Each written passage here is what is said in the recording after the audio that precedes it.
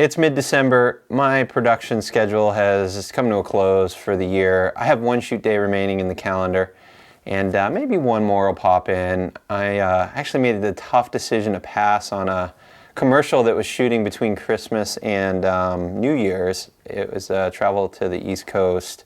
I think it was a 2-day shoot and 2 days of travel, so I would have been flying out on December 26th, shoot 7 and 8, fly home on the 29th to get back for New Year's. But I've got my parents flying out to California for the holidays, and my son's out of school, and I made the tough decision to stay home. I got to be around for the family. That's kind of the whole point of having a career with some flexibility, is so you can take time off during the holidays. As it stands, I burn a lot of weekends on sporting events. So when December 1st rolls around, I always try to reach out to my CPA and do a little pro forma for tax planning to close out the calendar year. Where am I at in my company? What kind of profit do I have, if any? And I look at my cash reserves and make the decision on do I want to buy some more equipment and depreciate it this year to offset income and reduce my tax liability. The strategy there is it's got to be something I'm going to utilize next year. I don't want to just buy gear to not have to pay taxes. So I pay my taxes quarterly in addition to payroll. And right now, in addition to the quarterly estimated payments that I've issued, my accountant says I'm looking at about a $6,000 taxes due based on how the year is going to close out right now, in addition to what I've already paid. I think like $4,000 of that is to the Fed, and the other about $2,000 is to the state of California. My effective tax bracket is about 25%, so if I want to zero that out and not have to pay any additional taxes this year, I'll have to purchase or repair about $25,000 by the close of the month. And spending $25,000, that would need to be cash. I can't do a loan or a lease and take the full depreciation amount in the same calendar year. Welcome to my Cranky Cameraman channel. My name's David. I'm a freelance director of photography. These are the topics and conversations I have with my peers frequently when we're carpooling together to and from productions. I kind of think there's a little bit of a void for business information for freelance professionals in the media business. And you certainly see a lot of content out there about the art and creation and endless gear reviews. And I want to provide some of that hard business knowledge that it's not particularly exciting, but it's all stuff that you need to figure out if you want to be in business. And so it's not really about which particular gear I have. It's more about the process and the planning and being efficient and trying to run a comfortable, profitable business and be able to be in a position, like I was just saying, where I got a big holiday with family coming out, and I passed on a lucrative project because I want to be with family.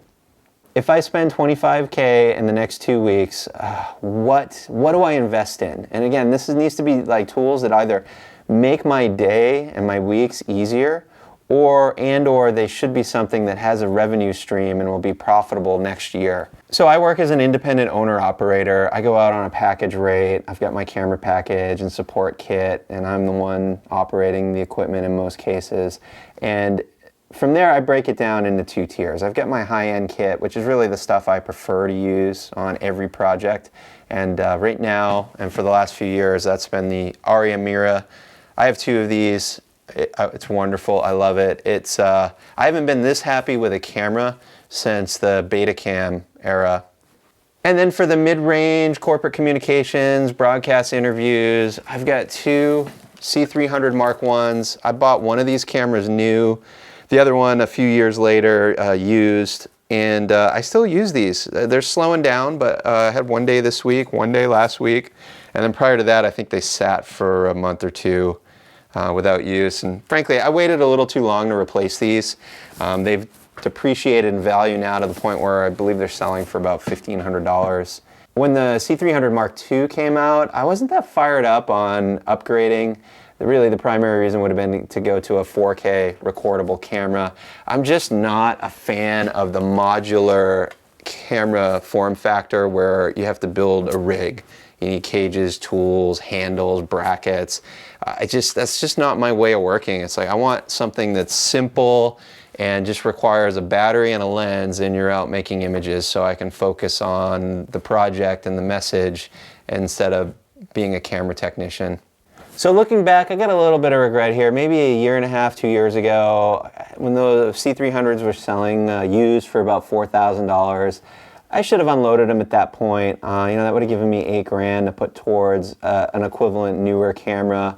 And I think the right decision, time has proven, that would have been switching over to a Sony FS7. I could have sold my two C300s and basically purchased one FS7. Again, it's a shoulder camera, which I prefer. Shoots 4K, shoots 1080, long runtime on cards and batteries, and you see them out in the field every day at media events, corporate productions, multi-camera cable shows. So going back to my high school education, in the 9th grade, we had a TV production class, and my teacher, Mr. Barry, said something to me that has stuck with me throughout my career, and it's that you can't go wrong buying a Sony camera. Now, I've seen that time and again with rental houses and broadcast gear that I utilize. The Sony cameras tend to be a little more mainstream, and they remain in service for more years than some of the other brands. I still own two Sony EX3s that I use for corporate conferences. There's no point in me selling them because they still rent out, and I make $150, $350 per day on a camera kit. So right now I'm considering pre-ordering the Sony FX9, getting on the wait list.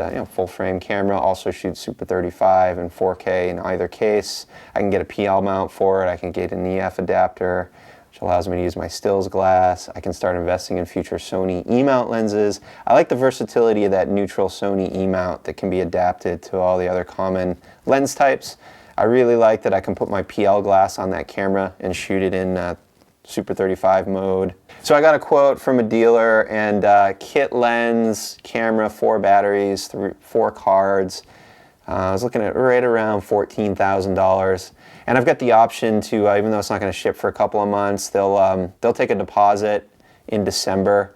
I can do anywhere from 5% or more. I think they'll even let me pay the full amount if I want to. I feel very confident with my clients and the type of work I do that camera will remain busy, and I'll recover my initial investment quickly and turn a profit for multiple years. The other camera I'm looking at this year, which I'm definitely going to buy one, is the Blackmagic Pocket 6K. Now that I've used it on 2 shoots, once on a gimbal, once on sticks, pretty happy. I'm blown away for the price point, $2,500, and the fact that it's a close match to the ARRI cameras, both in terms of just the mechanics, post-workflow, QuickTime movies, ProRes files, easy to drop a LUT on and bake it in, or record in log mode. Just like, it's a workflow my clients and I understand, and it's simple. So yeah, I'm gonna order one of those. So 2019 to date, I've only made one big equipment purchase, and I did it mid-year. It was something that was long overdue. I really should have done it a couple of years ago. And that's the Canon 17-120. This thing is just it's an ENG broadcast lens. I don't really consider it a cinema lens, even though it's marketed that way. It's got a shorter focus throw that's made for single operator. There isn't a whole lot of drag on the focus ring, which is nice when it's on your shoulder. And it's got a good rubber grip. My other Canon compact zooms, which are more cinema production oriented, multiple person camera department. They have a smaller grip area for your fingers, and I tend to chew my fingers up on the gears, and they're just stiffer. They're made for repeatable focus pulling, and they have calibrated witness marks for distance, and they're awesome when you have an assistant or you're blocking and repeating marks with your subjects and camera moves. But for just running around like semi-news or documentary style, a servo zoom is just indispensable. I agonize between the Cabrio 17-120 made by Fujinon and this Canon. I actually, from an operational standpoint, much prefer the Fujinon. I also think optically it's a better lens. It seems to have a little bit less pin cushion and barrel distortion throughout the range of the lens. So I've found over the years how it seems to play out is Fujinon will release a new product, and then Canon follows up with a little bit bigger spec sheet, wider, longer, faster, And the compromise tends to be that by pushing the limits a little bit more on the Canon size, you've got an optical or ergonomic trade-off. So in the case of this lens, I found that more of the weight distribution is on the front element side of the lens compared to the Fujinon. So when this thing's on your shoulder with a camera, you're just taking more of the load on your forearms, or you need to walk the camera back. So now you just get a little crowded when you're focus pulling. I don't know, maybe I'll do another video on my, maybe I'll do another video on the lenses I own. If that's something you're interested in seeing, let me know in the comments below. This summer when I purchased this lens, I worked out a payment plan, no interest, where I was able to pay this thing down. Actually did it in 5 months, so I got it done in the same calendar year, and I plan to take the full purchase price of this lens as a same year depreciation this year to reduce my taxable business income. So a recap on the business decision I need to make in the next 2 weeks. I've been making my quarterly tax payments, and we had a good year and it exceeded our projections, and I'm going to owe an additional about $6,000 in taxes. So that works out to if I spend about $25,000 on equipment and repairs that I can same year depreciate, it'll zero out that additional taxes that are due. So my next problem is I don't think I want to burn that much money in the next 2 weeks. I had to dip into my business reserve back in October. I had some unexpected expenses, just multiple things hit in October. I burned through my reserve, and then I dipped into the savings account that I had for purchasing new gear. So I don't think I'm going to spend a full 25 grand in the next 2 weeks. I may just buy the pocket camera, a few other accessories. My work truck needs major service and new tires and brakes.